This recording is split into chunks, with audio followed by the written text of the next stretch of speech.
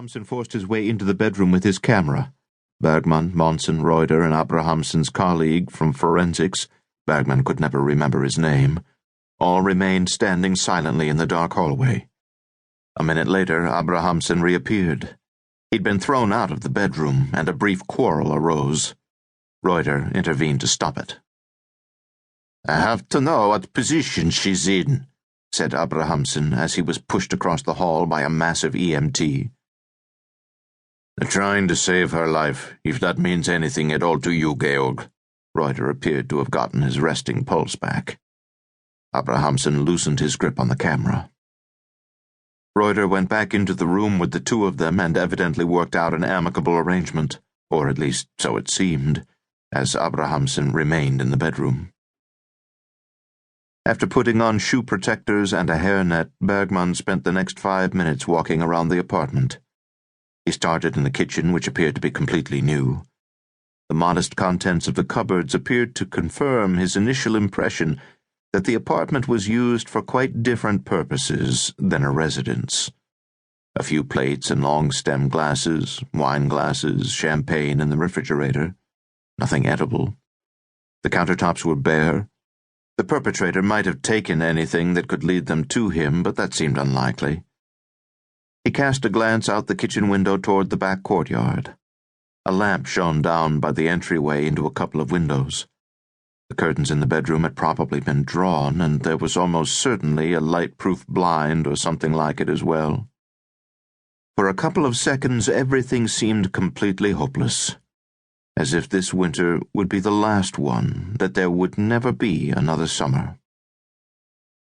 He shook his head as Reuter came into the room with 2 patrol officers and Hallgeir Sorvag. Reuter had a bundle of forms in his hands. "Neighborhood canvas," he said.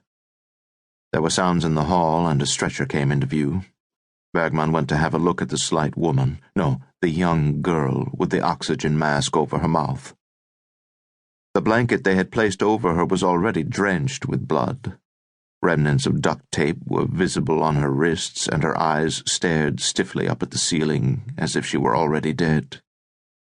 4 or 5 EMTs and a doctor followed the stretcher, one of whom held a bag of blood, another securing the cannula that was inserted in her forearm. God only knew what she looked like under the blanket.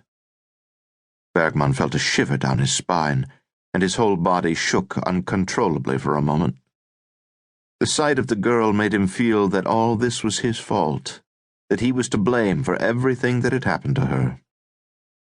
Everyone in the apartment paused while the ambulance personnel left the apartment, listening until there were no more sounds in the stairwell, and the curt commands to and from the ambulance service had died away. The quiet did not last long. One of the neighbors started screaming frantically on one of the floors below. She had probably seen the stretcher being carried down the stairs, the blood transfusion, the young white doll face. Just like Christiane, thought Bergmann.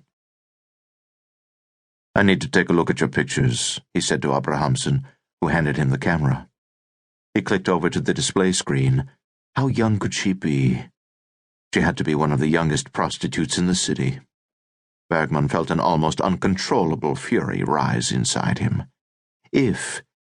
When he got hold of the man who had done this, and the men who had brought this young girl into the country because he was quite sure she wasn't Norwegian, he would pound the life out of them with his own hands.